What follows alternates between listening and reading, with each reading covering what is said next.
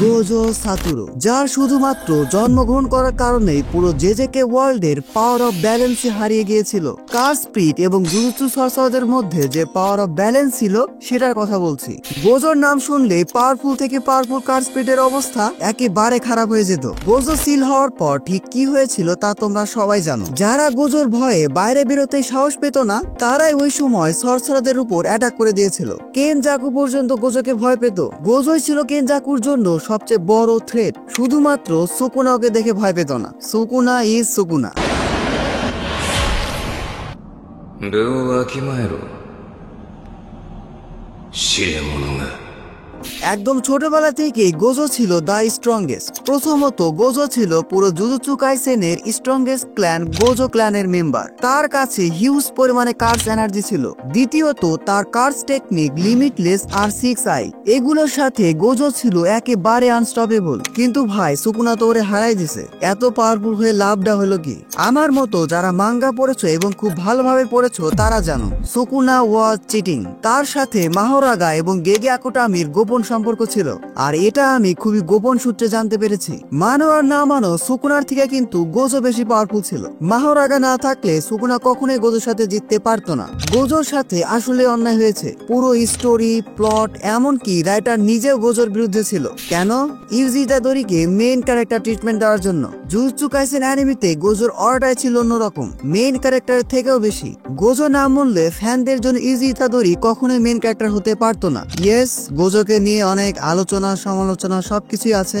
গোজোর কিছু টক্সিক ফ্যানরাই ওরে টক্সিক বানাইছে। এখন গোজোকে একটা সাপ্রি ক্যারেক্টার হিসেবে ধরা হয়। বাট এত কিছুর পরেও গোজোকে আমার ভালো লাগার কারণ কি জানো? Gojo was not evil. এত পাওয়ারফুল হওয়ার পরেও সে কখনো ভিলেন হয়ে যায়নি। তোমরা জানো কি জুজুৎসু কাইসেন অ্যানিমেতে গোজো এত বেশি ওভার পাওয়ার যে সে একাই পুরো জেজেকে ওয়ার্ল্ডে ডিস্ট্রয় করতে পারতো। জুজুৎসু সর্সারার কার স্পিড সবাই এক হয়ে গেলেও তাকে হারাতে পারবে না। নাকি পারবে? পাওয়ার আসলেই কিন্তু সবার মধ্যে একটা ব্যাডাস অ্যাটিটিউড এবং ভিলেন হওয়ার ইচ্ছা জাগে যে আমি সবার থেকে বেটার, আমার উপরে কেউ নাই। গোজোর মধ্যে ব্যাডাস অ্যাটিটিউড ছিল, এটা সত্য, কিন্তু সে কখনো ইভিল পাথ বেছে নেয়নি। But what if Gojo was A villain? কেমন হতো যদি স্টোরির কোনো এক জায়গায় গোজো ভিলেন হয়ে যাইতো? কে তাকে হারাতো? সুকুনা, ইউজি, কেনজাকু, গেটো এরা কি করতো? আমাদের ওয়াইফুদের কি হতো? গোজো কিন্তু এখন প্লে বয়। আজকের এই ভিডিওটি অনেক বেশি ইন্টারেস্টিং হতে চলেছে for both Gojo lover and Gojo hater. শুরুতেই বলে রাখি I am not a huge Gojo fan, I am a Toji Fushiguro fan. তবে গোজোকে নিয়ে যে টক্সিসিটি আছে সেটা আমার পছন্দ না। দেখো এই টাইম লাইনে গোজো একদম জন্ম থেকে ভিলেন হবে না। গোজোর লাইফে এমন খারাপ কিছু হবে যার জন্য সে ভিলেন হয়ে যাবে। এখন এটা বলো না যে গোজোর কাছে ভিলেন হওয়ার কোনো রিজনই ছিল না। ছিল, অনেক রিজনই ছিল। গোজো ওর বেস্ট ফ্রেন্ডরে হারাইছে। এত পাওয়ারফুল হওয়ার পরেও সে তার প্রিয়জনদের রক্ষা করতে পারে নাই। সে তার সর্বোচ্চ দিয়ে চেষ্টা করেছে বাট পারে নাই। গোজোর লাইফে আমরা সবচেয়ে ইমোশনাল বন্ড দেখতে পেয়েছি তার স্টুডেন্ট এবং গেটোর সাথে। গোজোর জন্য এটাই ছিল তার দুনিয়া। কিন্তু গেটো যখন ইভিল হয়ে যায় তখন জুজুৎসু কাইসেন অ্যানিমেতে একটা বড় টার্নিং পয়েন্ট আসে, big turning point. Hidden inventory আর যারা দেখেছো তারা জানো। এছাড়াও গোজো যখন তোজির সাথে ডেথ ব্যাটেলের পর আবার রিবর্ন হয় আমরা তখন একটা নতুন গোজোকে দেখতে পেয়েছিলাম। গোজোর সামনে তারই বেস্ট ফ্রেন্ড ইভিল হয়ে যাচ্ছিল, কিন্তু না গোজো তাকে থামাতে পেরেছে না তাকে মারতে পেরেছে। এত পাওয়ারফুল হওয়ার পরেও গেটোকে আটকানোর মতো শক্তি গোজোর কাছে ছিল না। পরে তো তারই স্টুডেন্ট গেটোকে মেরে ফেলে। ভাইরে ভাই, এই ইউটাও ছিল একটা ব্যাডাস ক্যারেক্টার। ওর যে এন্ট্রিটা ছিল একদম ব্যাডাস। আমাদের মেইন ক্যারেক্টার ইউজি ইতাদোরি এমন এন্ট্রি পায় নাই।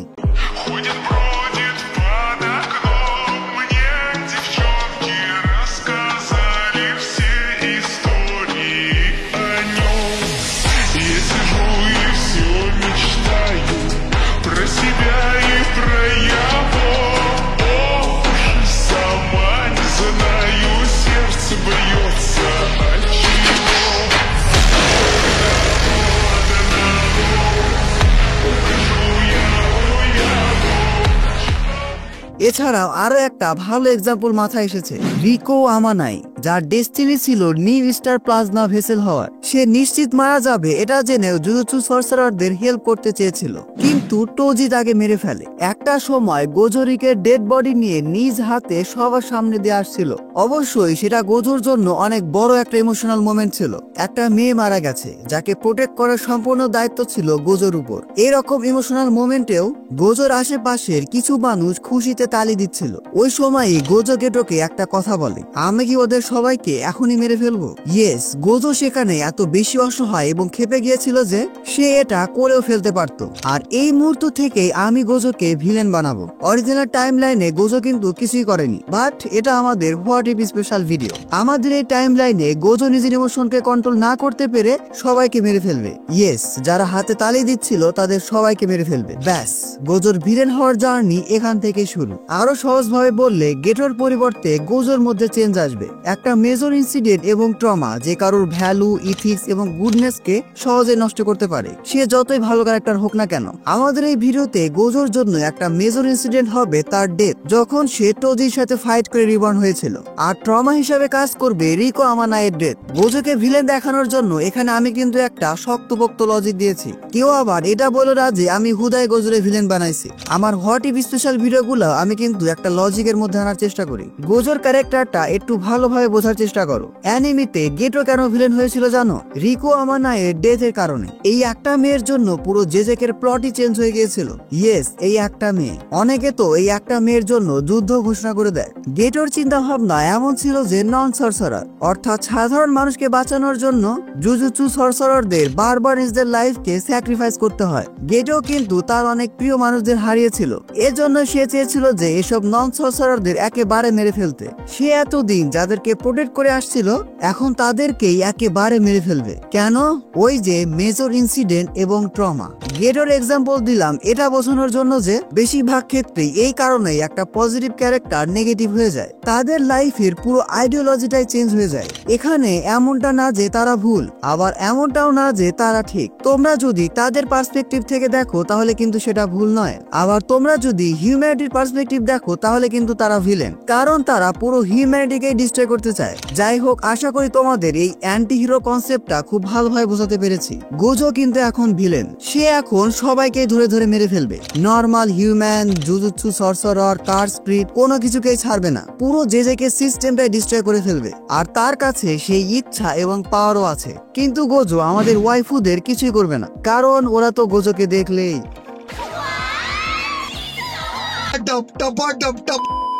এখন আমাদের কাছে সবচেয়ে বড় প্রশ্ন দুইটা।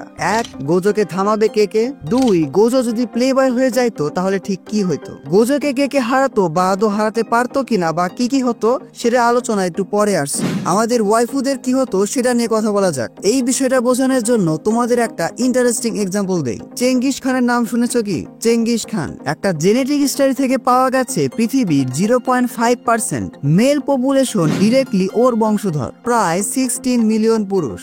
আর এটা কিন্তু রিয়েল লাইফ স্টোরি, আমি কিন্তু বানিয়ে বানিয়ে বলছি না। বলা হয়ে থাকে তার 700টিরও বেশি ওয়াইফ ছিল, বিভিন্ন জাতির, বিভিন্ন ধর্মের, বিভিন্ন বর্ণের, বিভিন্ন সাইজের। এছাড়াও তার অনেক কৃতদাসীও ছিল। আশা করি তোমাদেরকে আর বোঝাতে হবে না। সো এই এক্সাম্পল কেন টানলাম? গোজো যদি ইভেল হয়ে যায় তো সে হয়তো অ্যানিমে ওয়ার্ল্ডের চেঙ্গিস খান। ইয়োকি থেকে শুরু করে মেই জেনিন, উটাহিমে, মেই, মাকি জেনিন, এমনকি নোবারাও গোজোর হয়ে যাইতো। তারপর কি হতো তা তো তোমরা বুঝতে পারছো। আমি এই কনসেপ্টটাই এই ভিডিওতে আনতাম না, কিন্তু তোমাদের মধ্যেই বেশ কিছু জন আমাকে ইনস্টাতে এটা ডিএম করেছিল। তারা বলেছিল ভাই গোজো যদি প্লে বয় হয়ে যাইতো তাহলে কি হতো, এটা নিয়ে আপনাকে অবশ্যই ভিডিও বানাতে হবে। সেজন্য এই হোয়াট ইফ স্পেশাল ভিডিওতে এই কনসেপ্টটা ঢুকিয়ে দিয়েছি। যাই হোক, এবার আমাদের একটা সিরিয়াস কনসেপ্টে আসা যাক। গোজো তো এখন ইভেল হয়ে গেছে, সে এখন সবকিছুকে ডিস্ট্রয় করে দিবে, কিন্তু তাকে এখন থামাবে কারা? দেখো, গোজো যদি সিরিয়াস লেভেল হয়ে যায় তাহলে তার পাওয়ারের সামনে অন্তত কেউ একা দাঁড়াতে পারবে না। না। তবে সবাই মিলে চেষ্টা করলে গোজোর মতো এত পাওয়ারফুল ক্যারেক্টারও হারতে বাধ্য।